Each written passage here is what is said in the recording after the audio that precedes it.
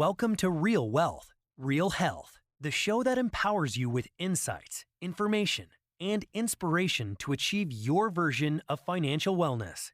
Learn how to balance living a full life today with planning for the future. This podcast is brought to you by Alpha Investing, a real estate-centric private capital network that provides exclusive investment opportunities to its members. And now, here are your hosts, Ada Piederico and Daniel Coca.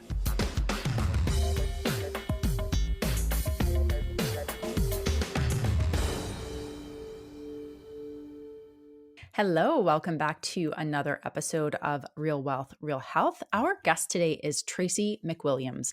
Tracy is the founder and CEO of Inspire Global Ventures, where she bridges her experience as an investment banker with a passion for entrepreneurship, knowledge of government entities, and advocacy of technologies that inspire breakthrough problem solving.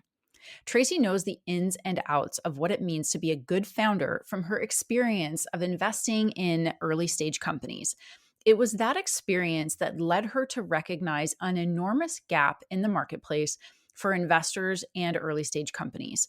Tracy founded and launched the Jaspy technology platform, creating a new standard for people and corporations investing in private transactions. In our episode, Tracy breaks down the key factors that contribute to a successful startup, including criteria to look at when evaluating a potential investment.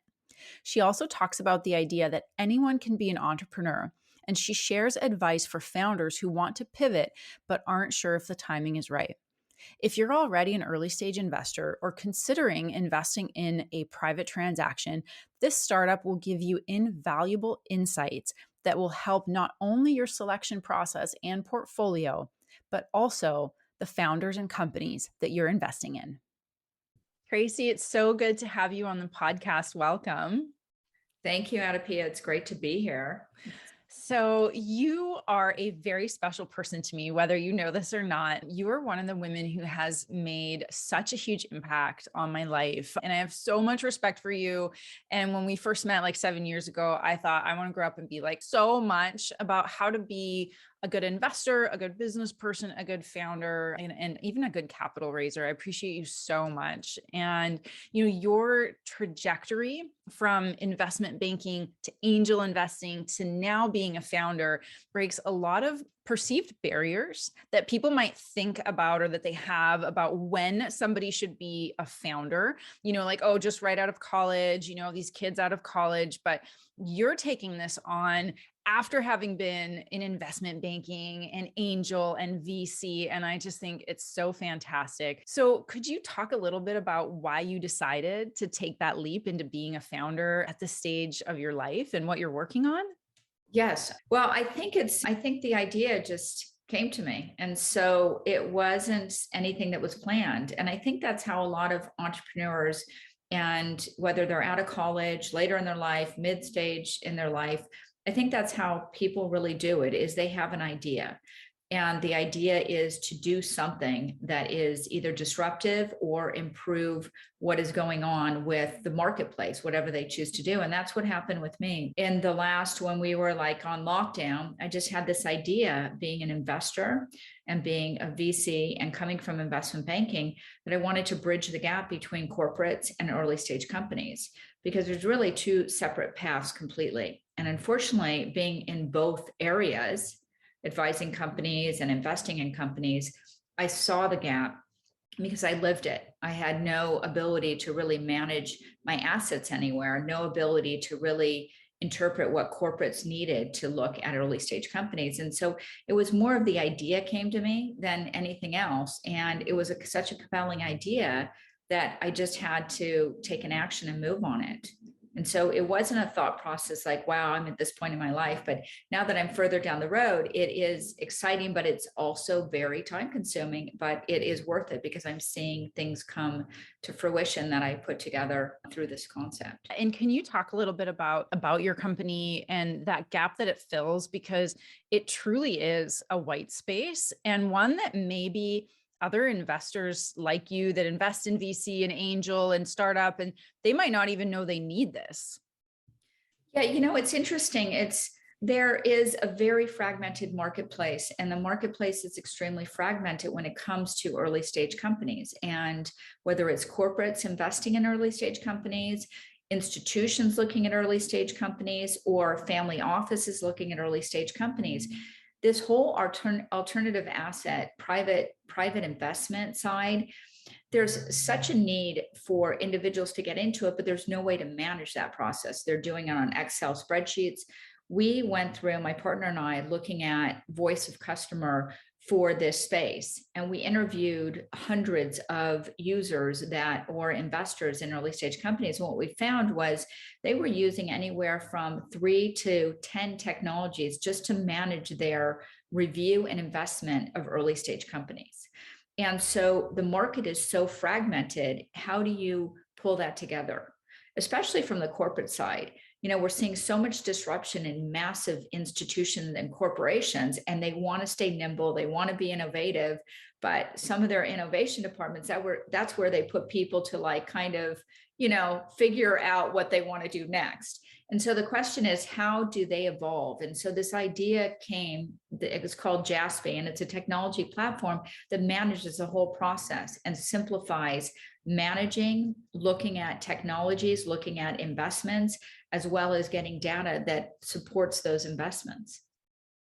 Right. Yeah. I went on the website, and when you showed it to me, I thought, I can't believe it. Nobody's thought of this before. I know it's not something that we would use for our real estate investments, but if we had something like it that can consolidate, Dan, like all the reports and all the things that come from the sponsor, and maybe some news, like some macroeconomic news and company news or industry news, like it's just all on one dashboard. And I just think it's brilliant.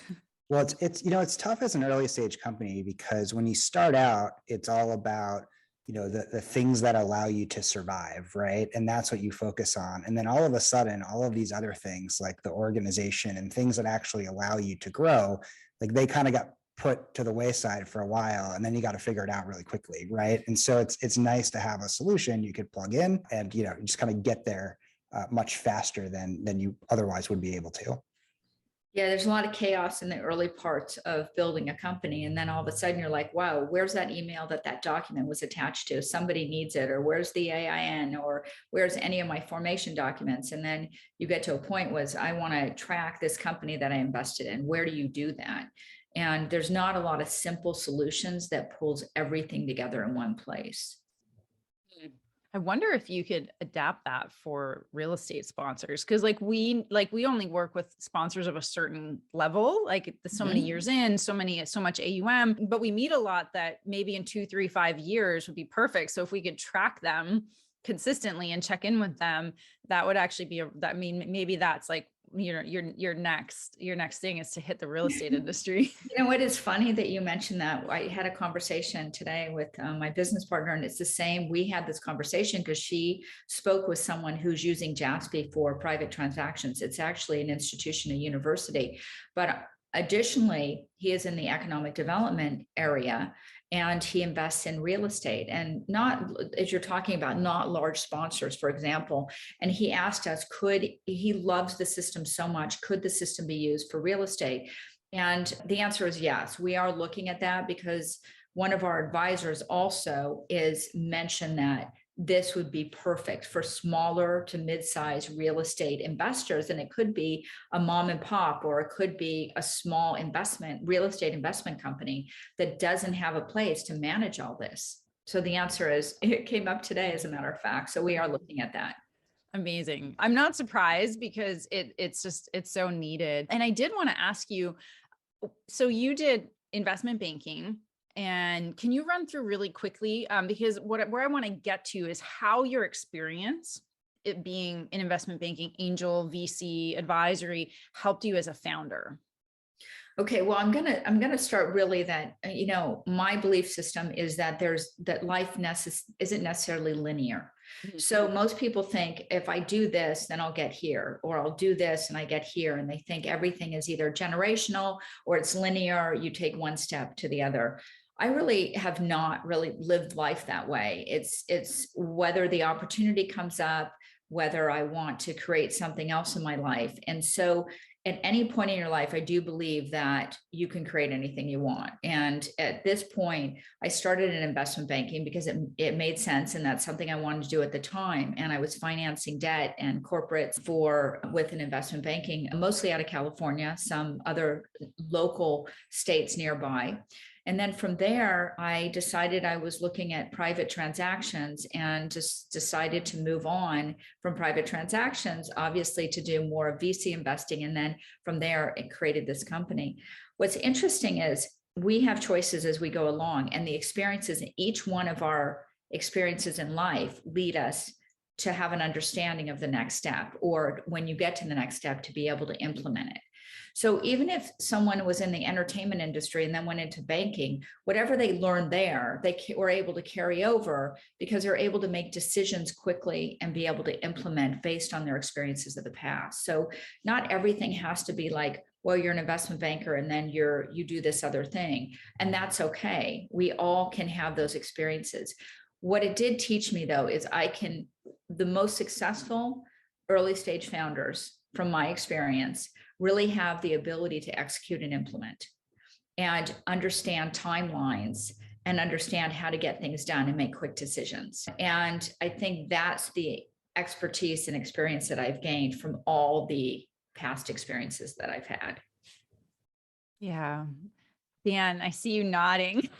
I would love to get your take. Well, I think it's such an important point. Like, I almost want to reiterate it. The whole, like, life doesn't need to be linear, and people have been asking me, because my wife is about to give birth any day now, about like, well, what are your advice for, like, new parents, or, how do you think about like raising kids? And like, when I think back to like my own life, I just think it's really important to understand that life doesn't have to be linear. I remember when I was working at my law firm in New York, and I really wanted to get out of that game. And I actually wanted to get into the venture space. And I went to this, at the time, as a place called General Assembly, which hosted like people from venture and startups and all related fields. And you'd go and there'd be different seminars or classes or panels or what have you.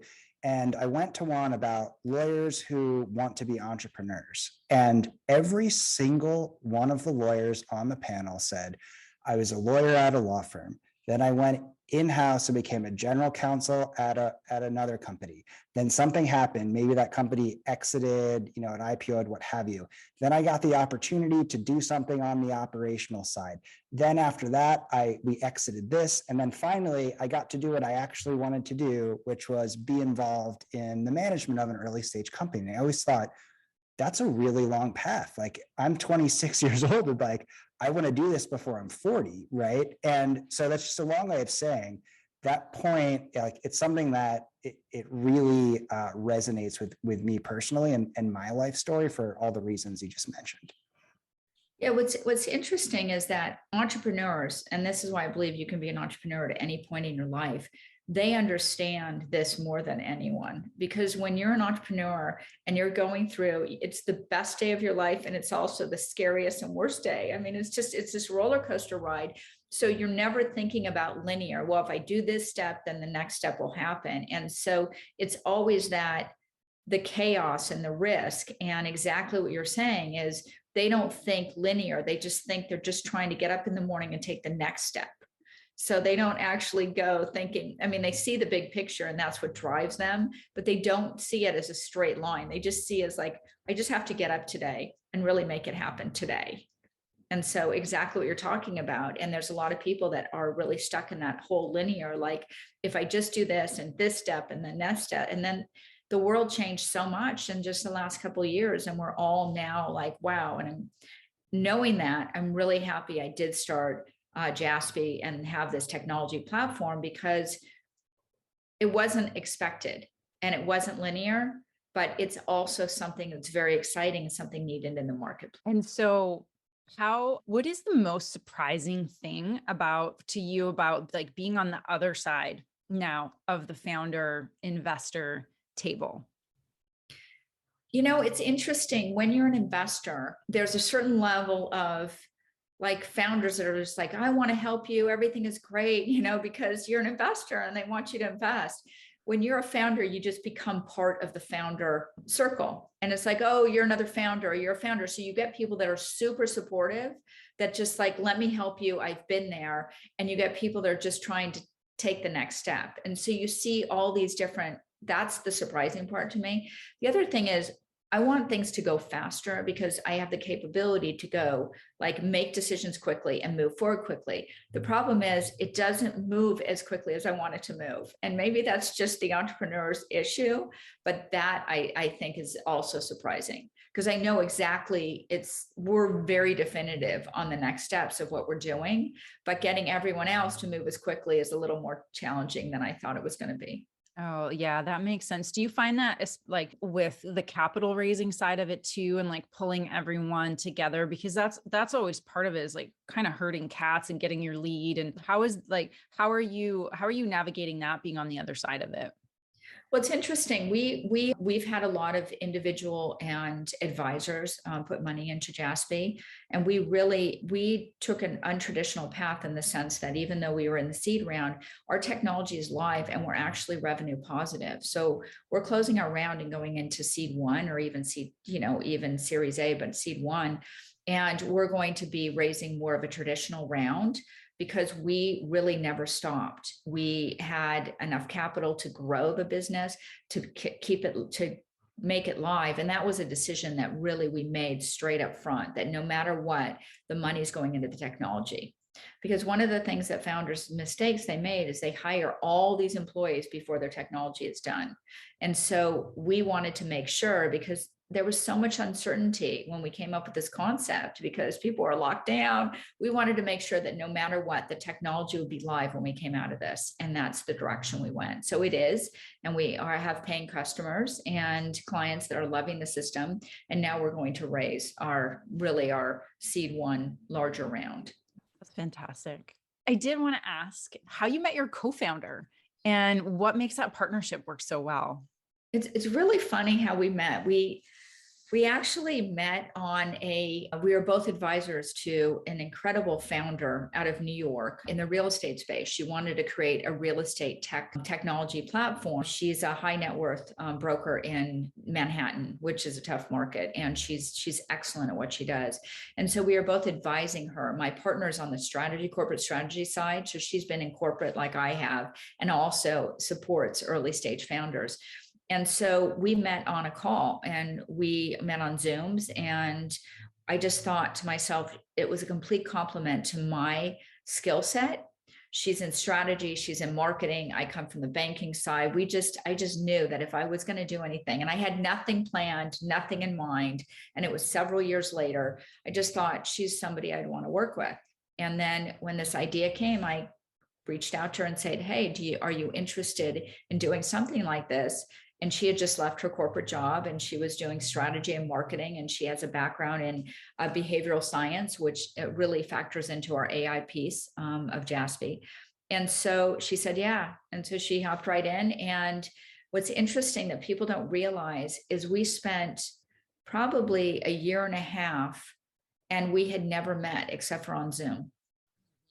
Even when we were advising this early stage company, we had never met.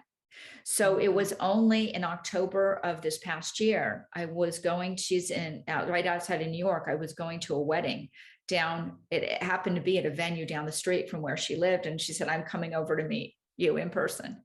And so it's pretty amazing. We connect, and we have the same mindset. We get things done. We get them done efficiently and quickly, but we support each other, and we have different skill sets. So we really match. It's a story that will probably be told. Yeah. It's never meeting your co-founder and just being able to build a technology company and then having it live and post revenue.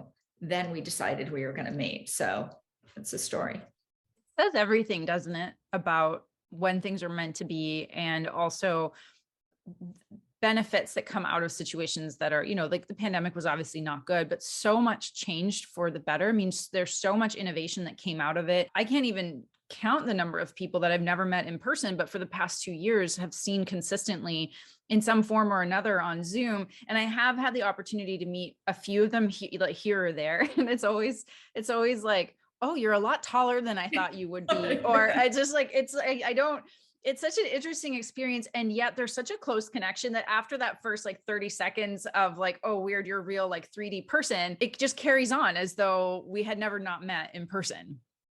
Yeah, it is interesting because your brain, it takes a minute for your brain to like, well, wait a minute, I need to process this. Because what's interesting about not meeting in person, you don't have any, judgment or preconception of like, oh, who this person's going to be. You just hear what they're saying and you just go with it. And that's that trust factor and your intuition of like, not everything, you don't have to like push through everything and try to make it perfect. You just have to sometimes just take step by step and let, whatever is going to happen is going to happen. And it's been a great partnership. I feel, really grateful to have connected. Perry Richmond is her name, by the way. So it's amazing. I mean, I know Dan and Fark were co-founders of Alpha, and Anne and I, the other two principals, now we've been there for about 4 years. And we always I say it all the time. Anyone who knows me knows I say we're so in alignment, and it's such a wonderful experience to have that. Like, there is no drama. There's nothing but just getting things done and being aligned. And we don't need a bunch of people. We're small too. I mean, we only just started bringing in some people like a couple of years ago, right, Dan? And it's just, we're at that point where we don't need to be a ton of people. And so we can run lean, and it changes everything for our experience as well. So that's a long way of saying that I really appreciate that about your partner, because I think that's one of the most important things for those founders working in a business for it to be successful. Yeah, and I do agree with that, because we all have had experiences, and I'm sure each one of you can talk about experiences where you either invested in or supported founders that there was just a lot of drama. Mm-hmm. Like, I don't have drama with my married life. I don't have drama with my business life. So that part makes it easy, because the day-to-day of life is drama. There's a lot of chaos and drama, just trying to get through the day of whatever it is.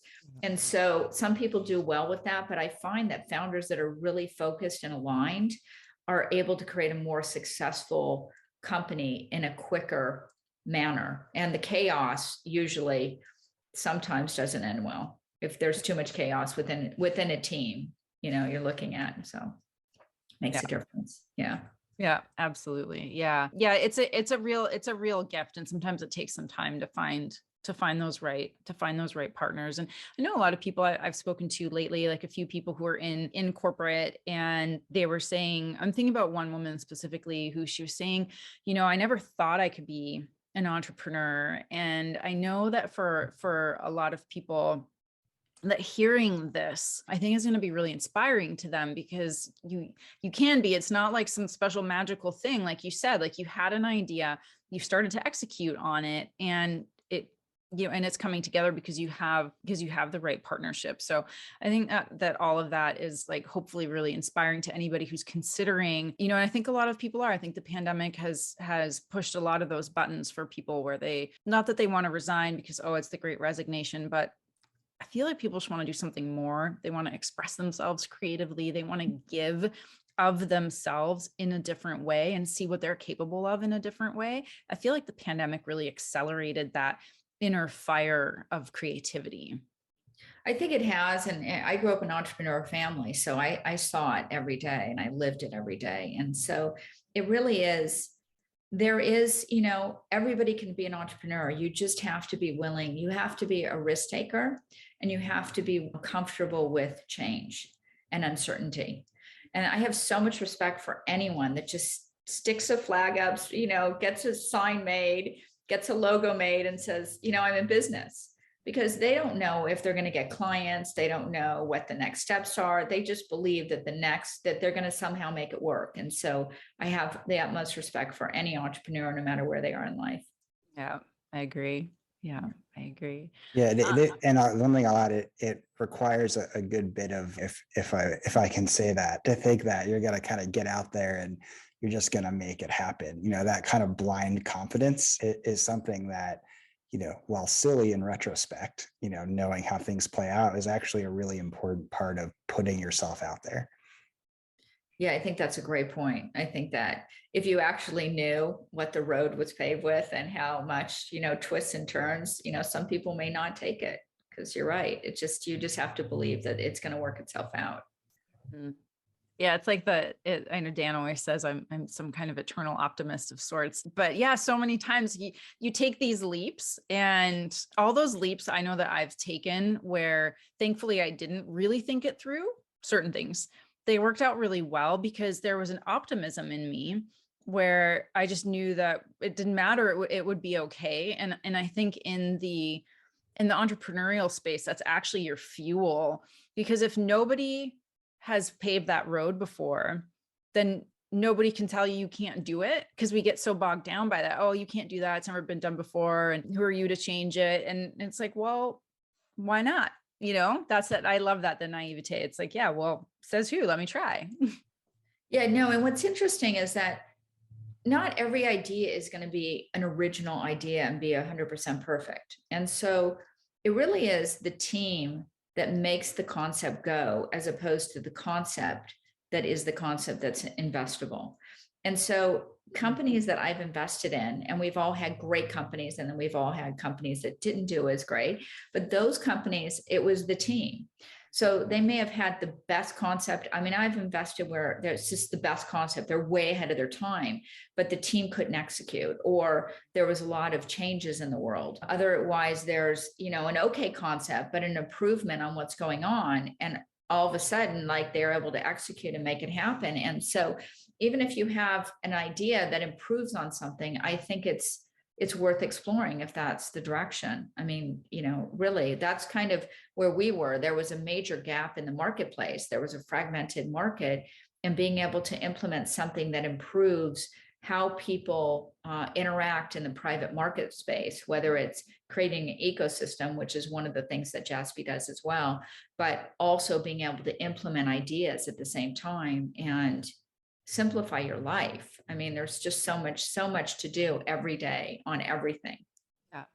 What do you think about, just along these lines, about pivot, as like, especially because you've invested so much, and speaking about teams, and if given that the team is really the core component of the success of almost anything, what do you think about that as it relates to when a company needs to pivot, and how basically, what do you think about that in terms of like when you have to pivot, or is it an okay thing to do? Like, what do you think about that?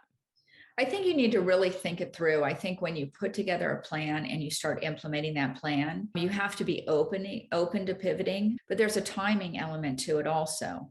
Because what happens is some people are just about to turn the corner and be successful, and they're like, oh, this isn't working, and they pivot.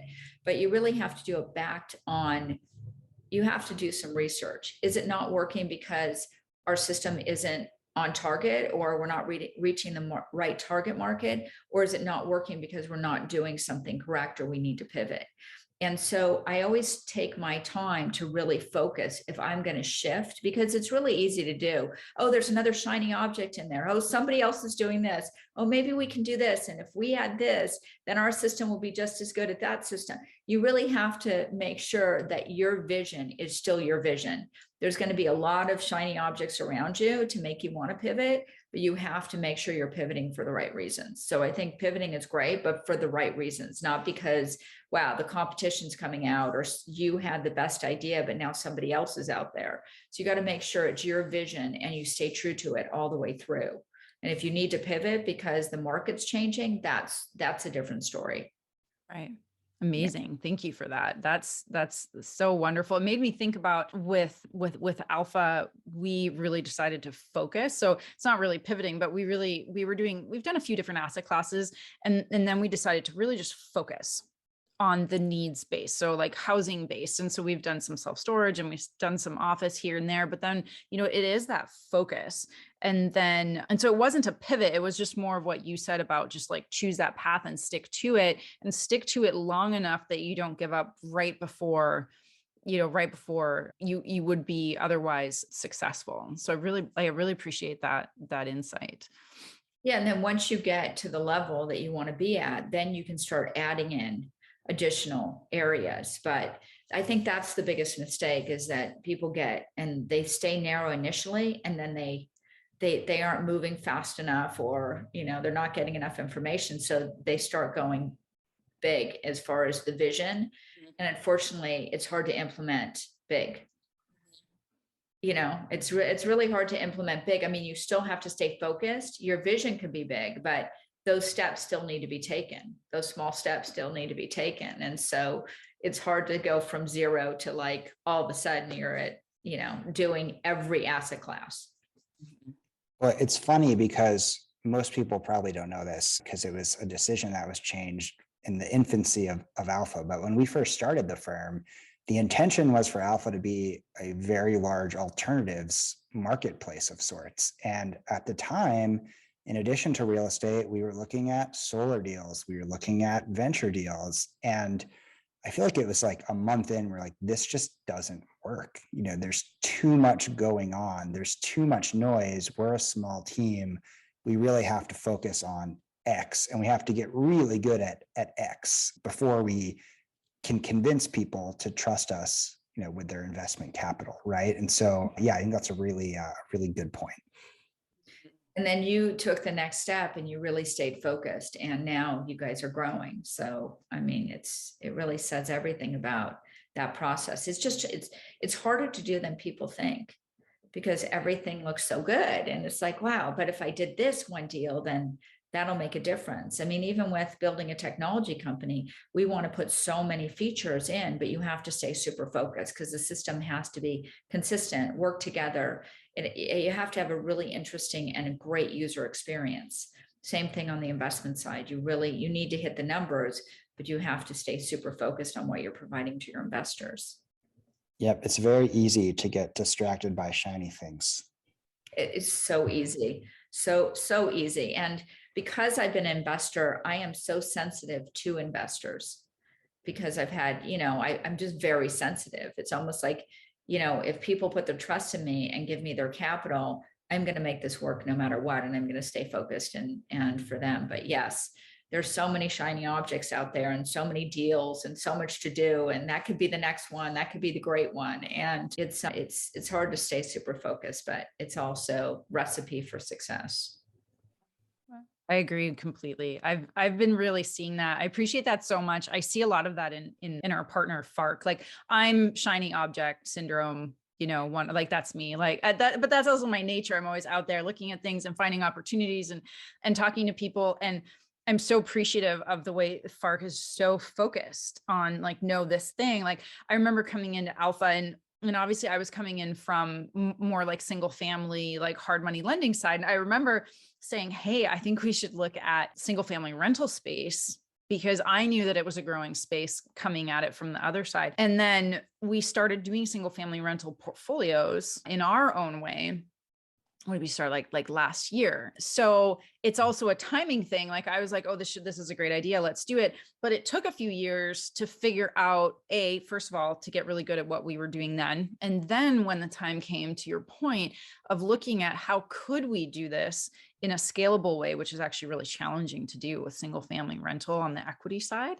And then we figured it out. So that timing and that focus, and interestingly, like that focus actually allowed that other asset class, in this case for us, to actually be possible to do. And in a way, right now is the best time to do that. We think so anyways, but that really made me think about that coming in and taking that focus and building. And then when you're ready to go into that next step, like I'm sure with Jaspy that the idea is already planted for real estate. And then when the time is right for that, then it'll come forward. And right now you're seeing super hyper focused on the core product.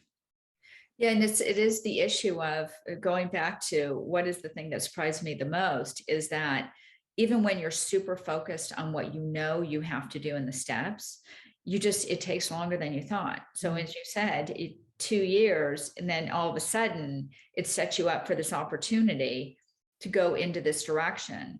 And I think we're at the same spot. Is we have now the system, we just finished a massive sprint, and we're going to have all these new features. Now we're at a point where we could add real estate, but we couldn't before because we're still onboarding customers. We're still in the private markets, but there's just so much to do. We just added, we have access now to about 27 million private companies that we're going to be adding into the system through some of our data providers that we've created partnerships with. So having that and bringing that online and then being able to bring on real estate is, you have to do it in a way that's timely, but it does take longer than you think.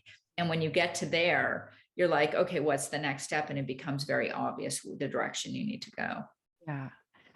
I wanted to ask you this. You've been, as far as I could tell, knowing you for the past several years, you've had a real focus on data. I would say that's one of the things that I really picked up. How important is that for companies? And I know it's really important for what you're doing with Jaspy, but how much is that shifting the world, business? Like, you're seeing it now from the inside. So I was curious to get your insights on that.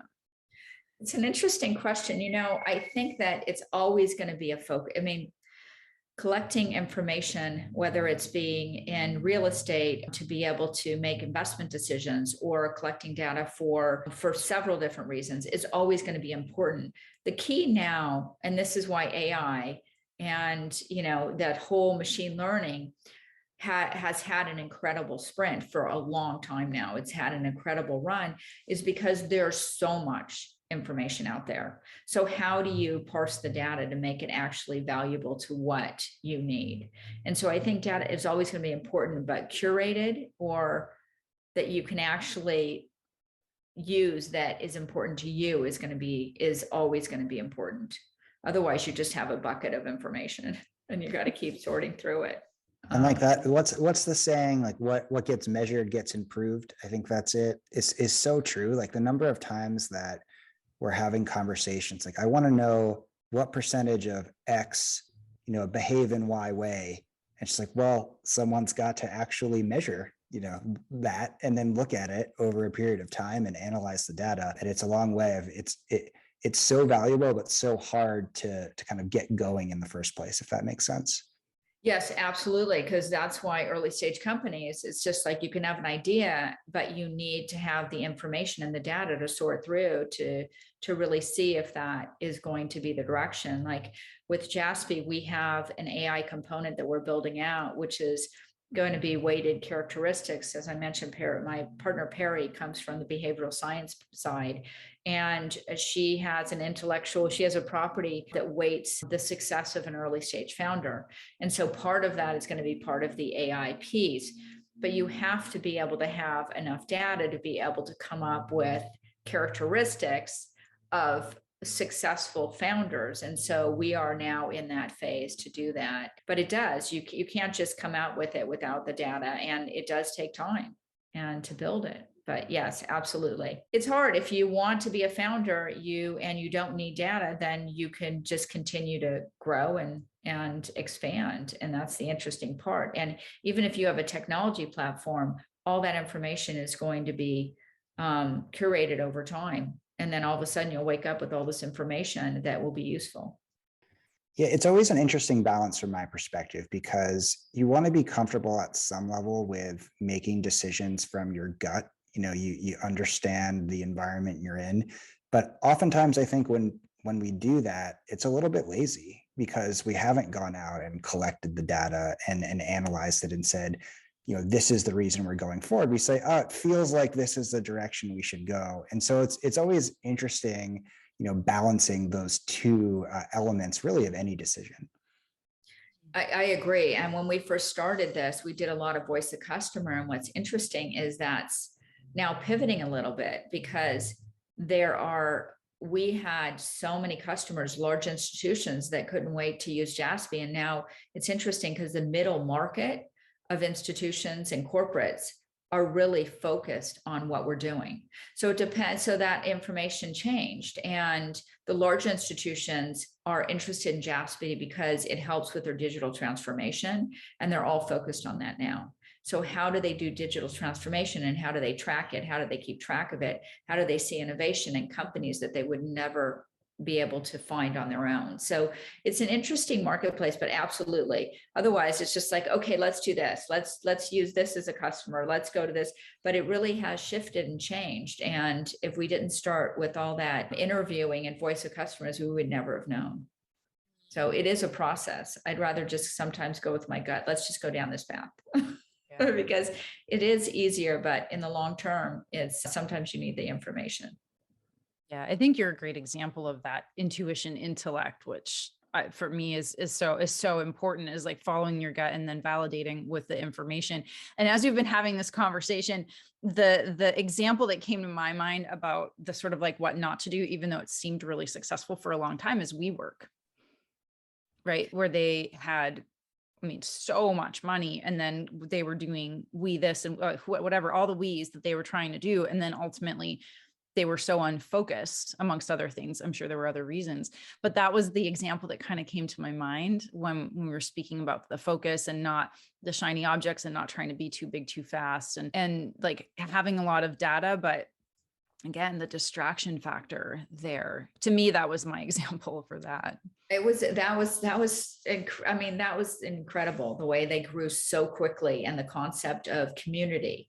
I mean, they built this concept of community, but it didn't seem like it was enough of a solid foundation with regards to the real estate. So it just, when, you're not on a solid foundation, but you have this sense of community you're creating. Like if you think about Uber, I mean, the show is coming out to talk about the founder of Uber and, his vision. And he really was a visionary to be able to create a company from nothing, because the technology was there. I mean, they're not a transportation company. They're a technology company. And so they grew so fast. There's another example. They hit a trend, grew so fast, but then in this downturn, they're having to reinvent themselves. It's an interesting time because people are at home. So now their financial model changes. So right. Interesting how, and so they're doing Uber helicopter, Uber drone, Uber delivery. And so it's the talking, going back to pivoting. Yeah. I mean, so many changes happen, and it's really, can you survive those changes? Well, that brings me to the one, and we've kind of been going through a lot of this, but maybe in just like a few points, like you've already given so much wisdom and so many insights, but for people thinking about investing in a startup, from an investor perspective now, what are like a few top things or top tips that you would give somebody listening to this and saying, well, I want to invest in a startup, what are a few things that you would say to them? Well, I think what's really important is the time factor. First of all, I mean, we'll get into the team and the idea and stuff, but the time factor, whatever they're saying, we're going to cash out in, within 12 months or 24 months. And you're laughing because we've all had that. We've all talked to people where it's just like, this is the best idea. It's going to be bought in a year. It just, you see stories of it happening, but that's the few and far between. So if you're going to invest in a startup, make sure that you understand that this is like at least 5 to 10 years. Your money is going to be tied up 5 to 10 years. Now, if you get lucky, maybe you'll get cashed out in 4, if not so lucky, it'll be 10. But the reality is businesses need time to grow. Now, could you, in what's going on with NFTs and digital assets, could you get cashed out within a year? Yes, absolutely. But realistically, if you're going into an early stage company, they need time to grow. And you have to have a realistic view of what the exit timeline is. If you're going to invest, make sure that the team is solid, to me, is so important. And I'm not just saying solid, has the capability to implement and execute. I think that is essential, but also are solid people, solid humans. Just have a good value system. And I think when people are investing, they really they see the shiny object and they're like, oh, I'm going to invest in this. This is so great. But the deals that have been very successful for me are always with founders that have not only a vision, but they really have a good, solid value system, and they value the investor. And they're providing investor updates. They're providing information that the investor needs. There are many early stage startups that you can invest in, but you end up not getting updates. You end up not really hearing about what's going on with the company. So I think that's the most important thing. Now, the idea, great. But to me, the idea is third among those 3 aspects. Mhm. It's interesting because like when Adapi asked that question, I was like kind of half jokingly saying like, don't do it, right? That's my advice. And the reality is, if you're not a professional venture investor, you're almost always getting in over your head. And there's just too much nuance to investing into a brand new company. And then I think what people oftentimes don't understand is that the way that VCs often make money is that they carve out these pro rata rights for themselves. So they can double, triple, quadruple down on the companies that do perform well. They're not taking their money and throwing it into one company and hoping that it's successful. It's spread out across a bunch, it's strategic. Uh, that was always my, like when friends ask me like, oh, do you have any good startups to put money into?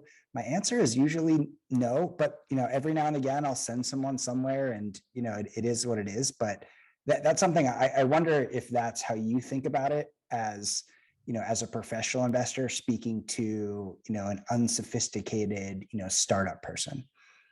It is something I do think about. There's the issue is there's a lot of things that early investors that go into deals when it's seed rounds don't know. They do have the largest opportunity to get a return if they go in the early stages, but it's the highest risk, and they do get diluted along the way. So if you're investing at that level, you're either investing at that level, which is smaller dollar amounts, and you take more risk, but you have a larger opportunity to get an exit even with dilution. Or you go in like the banks do, and the investment banks, you go in right before the company's going public, but the value of that company is going to be very high. So I think you're absolutely right. I do think of it that way. You invest in a number of different companies, but you really have to vet them well. So I find that some of the investors now are going into companies because they have a passion for it, whether it's robotics, AI, or anything else. And they have to know that they could get diluted. And so you're absolutely right. It's just, you either have to know the founder, you have to get the expertise and have a passion for it. And I do know a number of investors at that level that just put money everywhere. And then they just figure they have time, they're going to wait. They only need one or two companies to really become, unicorns or big companies, and then they'll cash out and it'll pay for all the others. Yeah. Well, you said something before, and that's like a whole other episode, Dan, that I want to do, is when you mentioned NFTs, because these NFT communities are like Web3 is like a whole new version of startup and founder and the way VCs exit. You made me think about this, and how much it's still about the team. So anyways, that was just like something that I was thinking about, because there's a lot of this Web3 and how you vet, because you said like you have to vet the founders and you have to vet the team, because ultimately that's who's going to drive the success. So yeah, so Tracy, this has been so wonderful. Thank you so much for coming on and sharing so much wisdom from both sides of the table. I did want to ask you one last quick question, which is, what does wealth mean to you? Wealth means, it's interesting you ask that. Wealth means peace of mind and being comfortable. I mean, first of all, I really love your podcast. You do an amazing job. And this Real Wealth, Real Health. I mean, health to me is number one. I mean, that's a priority. But people that are really healthy and dynamic, sometimes they lose that whole peace of mind. They're always driven. They're trying to get to some end result. But it really is being comfortable and having peace of mind. And so if I'm going to go into a transaction or a deal, or I'm going to do something, I think to myself now, is this going to create chaos for me? Because the truth of the matter is, we all have chaos in our lives. And so I want peace of mind. That's the most important thing. That to me is wealth, outside of, your health and your family and your relationships. Having peace of mind to be able to sleep at night and not worry about what you did or didn't do, to me is definitely a large factor when it comes to wealth. Oh, beautifully said. Thank you for that. Yeah. Peace of mind. That's the first time I've heard somebody say that, but I really appreciate that.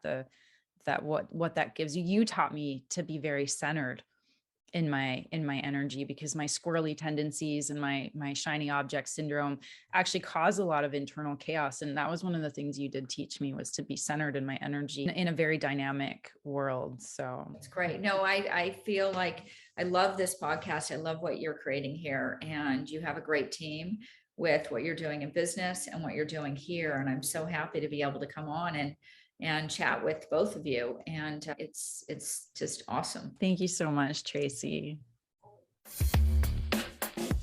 Thanks for tuning in to Real Wealth, Real Health.